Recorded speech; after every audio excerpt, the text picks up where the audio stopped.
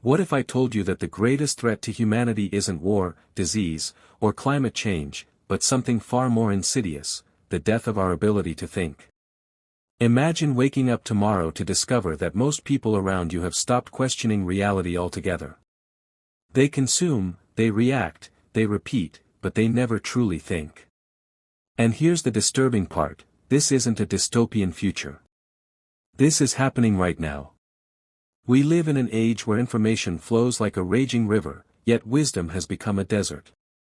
The human mind, once humanity's most powerful instrument for discovery and growth, has been reduced to a passive receiver, accepting whatever narrative is fed to it without resistance, without scrutiny, without thought.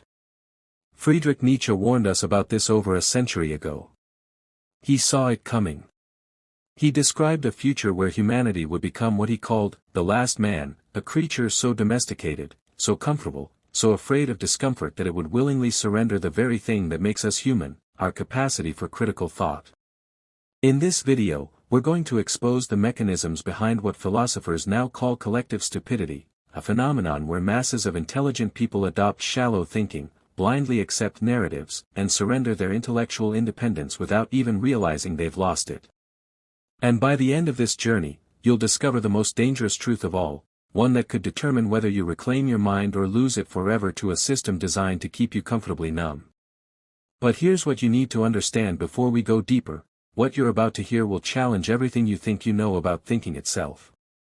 It will shake your assumptions, disturb your comfort, and demand that you confront the possibility that you, too, have been affected by this crisis. So before we dive in, take a moment, subscribe to this channel, leave your like, and share your thoughts in the comments. Because this message needs to reach those who still dare to think, who still believe that truth is something worth fighting for. Now, let me ask you something, when was the last time you genuinely questioned your own beliefs? Not someone else's, but your own. When did you last sit in silence and examine the foundations of what you hold to be true? If you can't remember, you're already in danger. Stay with me, because what comes next will reveal exactly how we got here, and why thinking has become the most radical act you can perform in the modern world. Let's begin with an uncomfortable truth, thinking is hard, and in today's world, it's actively discouraged. The modern environment doesn't reward contemplation, it rewards speed, emotional reaction, and above all, conformity. And this isn't happening by accident. From algorithms engineered to feed you only what confirms your existing beliefs, to educational systems that prioritize memorization over exploration, society is systematically conditioning us away from critical thought. According to Friedrich Nietzsche, this is the inevitable result of what he called herd morality, the tendency of human beings to seek comfort in the collective, to think as others think, to believe what others believe, simply because independent thought requires courage that most people don't possess. In his work, Beyond Good and Evil, Nietzsche observed that, the individual has always had to struggle to keep from being overwhelmed by the tribe. If you try it, you will be lonely often, and sometimes frightened.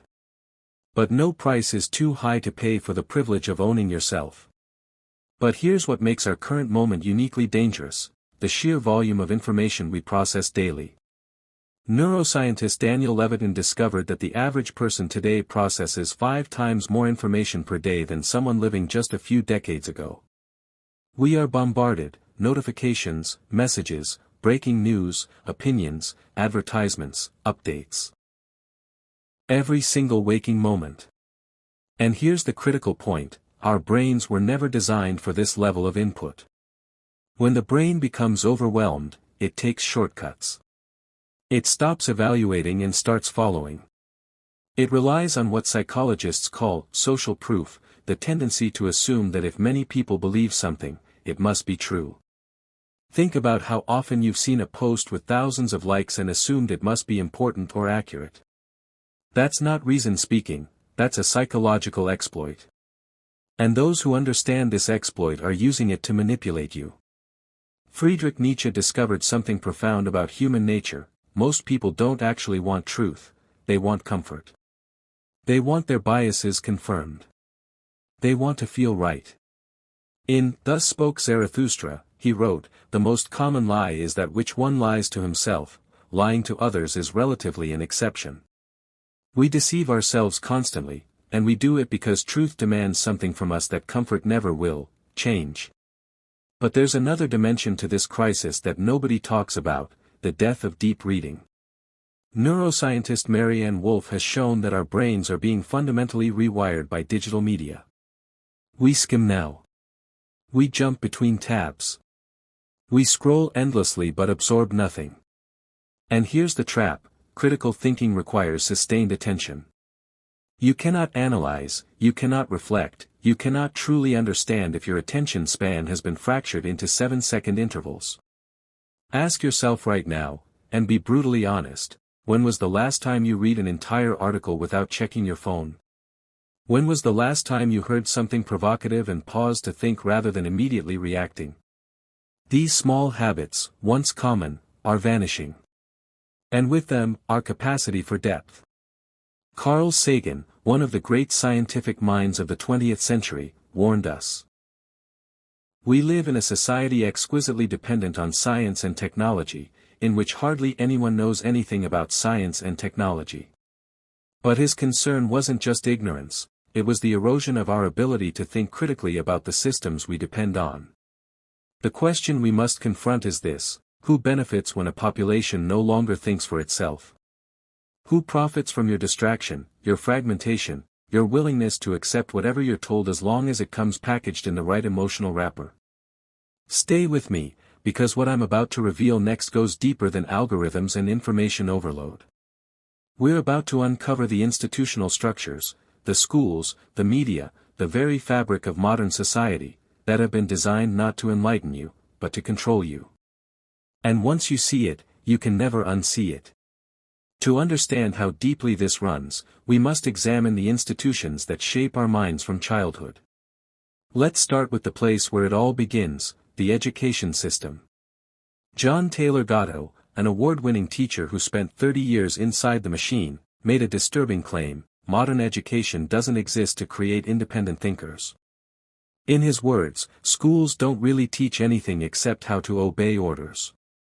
Gatto argued that compulsory schooling was designed during the industrial age not to enlighten students, but to prepare them for factory life, predictable, obedient, and non-disruptive. Think about it: from the earliest ages, children are evaluated not on the originality or depth of their thoughts, but on their ability to memorize and regurgitate information on command. Conformity is rewarded. Curiosity is treated as disruption. And over time, the message becomes crystal clear: follow the rules, color inside the lines, and never ask too many questions. Friedrich Nietzsche saw this coming. In Twilight of the Idols, he wrote about how institutions create what he called the herd animal. Beings who have been so domesticated by systems of control that they've lost their instinct for freedom. According to Nietzsche, the surest way to corrupt a youth is to instruct him to hold in higher esteem those who think alike than those who think differently. And that's exactly what our educational systems do: they teach us that agreement equals intelligence and disagreement equals deviance. But the conditioning doesn't end in school. It intensifies in adult life. In the workplace, in media consumption, even in our friendships, we learn quickly that speaking out, questioning consensus, or holding unpopular views comes with consequences. The fear of social exclusion, of being labeled difficult, problematic, or controversial, is often enough to silence even our most pressing doubts. And so we stay quiet. But silence, over time, becomes complicity. The psychologist Eric Fromm explored this in his book, Escape from Freedom, where he explained how many people secretly desire to surrender their freedom of thought. Why? Because true freedom comes with responsibility, and responsibility can be terrifying. Thinking for yourself means you can no longer blame others for your ignorance. You can no longer take comfort in the crowd. You must face the weight of uncertainty, and for most people, that burden is too heavy to bear. Now let's talk about the accelerant, social media.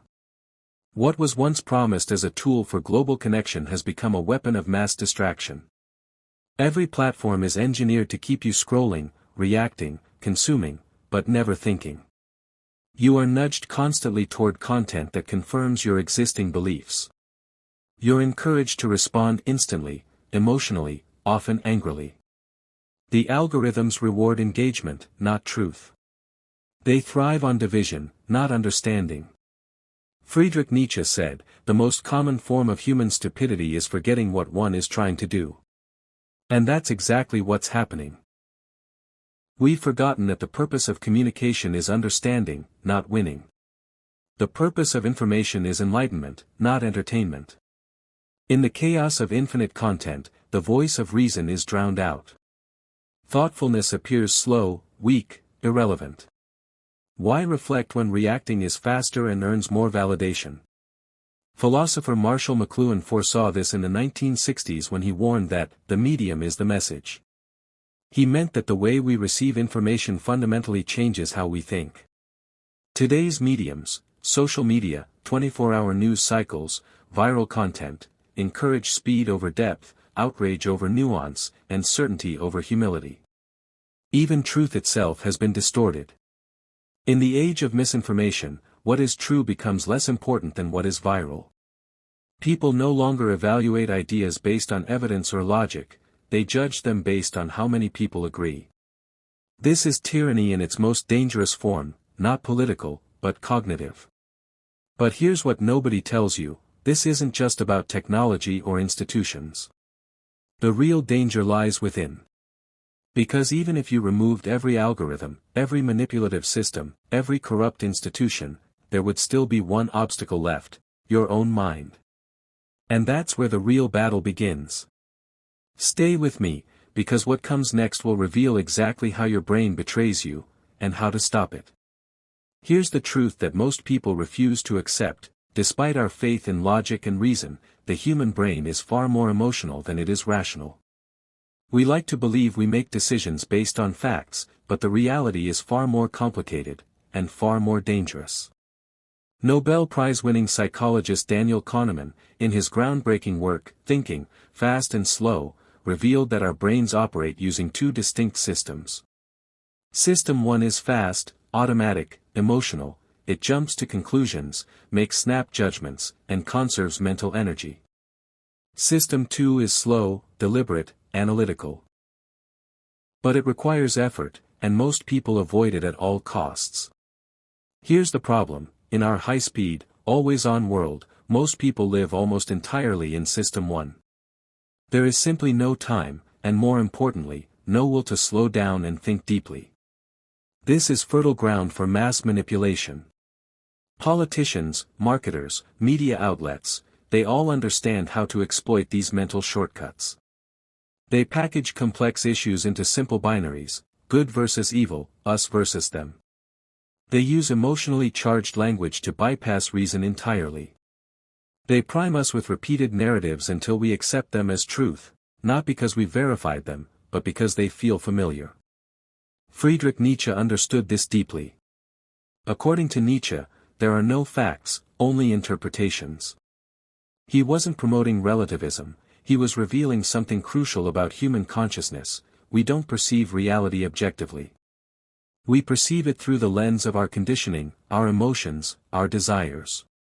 And once we accept something as true, our brains begin to defend that belief regardless of evidence. Psychologists call this confirmation bias, and it's one of the most powerful cognitive traps in existence. Take a moment right now and ask yourself, how often do you actively seek out evidence that contradicts your beliefs? How often do you truly listen to opposing arguments rather than preparing your counterattack? If you're honest, the answer is probably almost never. And that's not because you're stupid, it's because you're human. But it becomes a catastrophic problem when you're unaware of it. There's another psychological force at work here: groupthink. This is a phenomenon where the desire for harmony or conformity in a group leads to irrational or even destructive decisions. It's been documented in everything from corporate disasters to historical atrocities. People silence their doubts for the sake of unity. They choose consensus over truth. Social psychologist Irving Janis, who coined the term, discovered that even highly intelligent, well-intentioned people can make catastrophic decisions when they suppress dissent and avoid critical evaluation. Why? Because challenging the group feels unsafe. Because going against the grain requires something far rarer than intelligence, it requires moral courage. Friedrich Nietzsche said, "The individual has always had to struggle to keep from being overwhelmed by the tribe." History proves this truth repeatedly. Galileo was persecuted for saying the earth revolves around the sun. Darwin was ridiculed for his theory of evolution. Nietzsche himself was dismissed as mad during his lifetime. Martin Luther King Jr. was hated by the majority before he was celebrated. These were not just intelligent people, they were courageous people. They thought anyway. They spoke anyway. And their willingness to challenge the collective ignorance of their time shaped the world we live in. But here's what you need to understand: there is a cost to thinking critically in a society that punishes doubt. You risk being misunderstood, ostracized, attacked. You risk losing friends, status, comfort. But you also gain something that no amount of social approval can provide: clarity, self-respect, and the quiet, unshakable power that comes from knowing that your beliefs are yours, not programmed into you by forces you can't even see. According to Friedrich Nietzsche, the snake which cannot cast its skin has to die. As well the minds which are prevented from changing their opinions, they cease to be mind.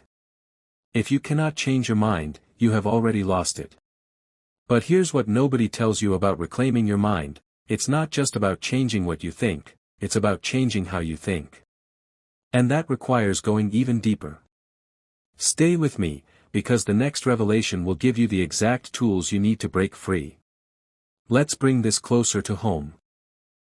Why do so many of us feel lost, anxious, or unfulfilled, even with access to more information, more technology, more comfort than any generation in human history? The answer lies not in what we have, but in what we've lost. And one of the greatest losses is the habit of inner dialogue, the ability to sit with a question, explore it, and allow truth to emerge through genuine reflection. We've outsourced our thinking. We've delegated it to machines, to media, to experts, to public opinion. But no algorithm can tell you what is true for you. No trending topic can replace your inner voice. And no mass movement can substitute for the quiet certainty of a well-examined belief. So what can we do? We start by cultivating what psychologists call metacognition, thinking about our thinking. This is the practice of observing your own mental processes as they happen. Ask yourself in real time, what's influencing my opinion right now? Am I open to being wrong? Am I engaging with this idea, or am I just absorbing it passively? These questions are revolutionary because they break the autopilot mode that governs most human behavior. Another essential practice is dialectical thinking, the ability to hold two opposing ideas in tension while honestly exploring both. This isn't just intellectual flexibility, it's mental strength. It allows you to move beyond simplistic binaries, beyond tribal us versus them thinking, and into the realm where real understanding lives. Friedrich Nietzsche called this process self-overcoming. In Thus Spoke Zarathustra, he wrote, "Man is something that shall be overcome. What have you done to overcome him?" Nietzsche believed that the highest form of human existence is the constant evolution of the self, the willingness to destroy your old beliefs, your comfortable assumptions, your false certainties, and rebuild yourself on a foundation of examined truth. But let's be practical. Critical thinking isn't something you acquire overnight. It's a discipline. It requires reading, not just headlines or tweets, but books, full arguments, nuanced thought. It requires listening, not just to those you agree with, but especially to those you don't. It requires humility, the kind that accepts uncertainty as part of the path toward wisdom. The philosopher Jiddu Krishnamurti said, "To understand the immeasurable, the mind must be extraordinarily quiet, still." That stillness, so rare in our age of constant noise, is where the seeds of wisdom grow. But achieving it requires intentional withdrawal from the chaos. It requires saying no to the endless scroll, the mindless consumption, the reactive engagement. According to Friedrich Nietzsche, in individuals, insanity is rare, but in groups, parties, nations and epochs, it is the rule.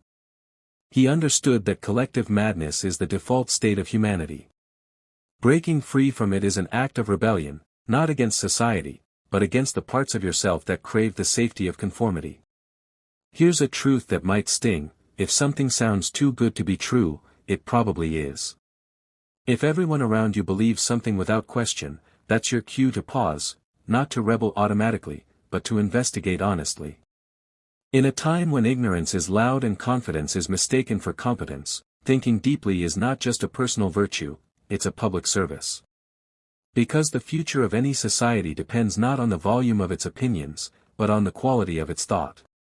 And the most powerful change begins not with mass movements, but with one person who chooses to think clearly in a world that doesn't. But there's one final truth, the most important one, that we haven't touched yet. And it's going to shake everything you think you know about yourself.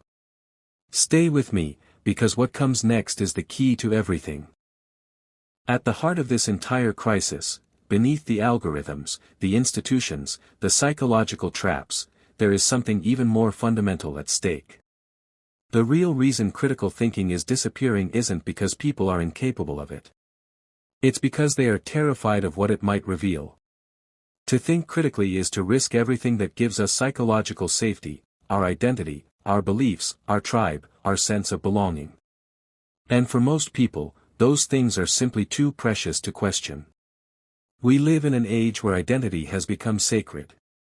People define themselves by their opinions, their political affiliations, their ideologies. To challenge an idea is now perceived as a personal attack. But this is precisely the illusion that destroys thought. Here's the truth: you are not your ideas. You are not your political party. You are not your religion. You are not your social group. You are a human being with the capacity to evolve, to learn, to transform. And that journey begins the moment you detach your worth from your current beliefs. Friedrich Nietzsche said, "You have your way. I have my way. As for the right way, the correct way, and the only way, it does not exist."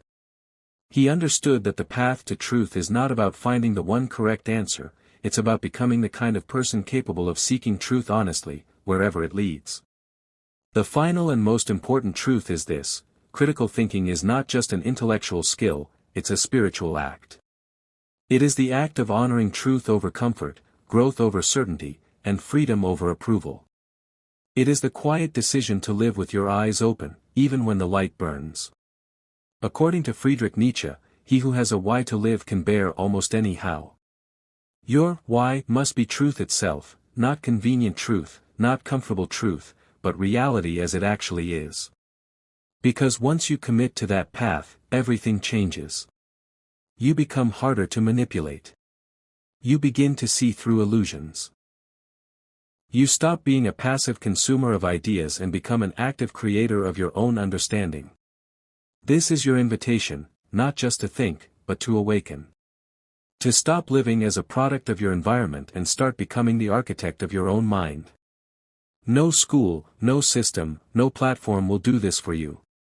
The responsibility is yours alone. In a culture addicted to quick answers, wisdom invites deeper questions. In a system built on noise, wisdom offers silence. In an era of mass conformity, wisdom dares to be free. This is what the world needs now, not louder voices, not sharper arguments, but deeper minds. If this message resonated with you, don't forget to subscribe to the channel, share it, not because it's trendy, but because it's necessary. Leave a comment with your reflections, your doubts, your insights. Because critical thinking doesn't grow in silence, it grows in dialogue. You are awake now. And once you awaken, you can never go back. Stay curious. Stay awake. And above all, keep thinking.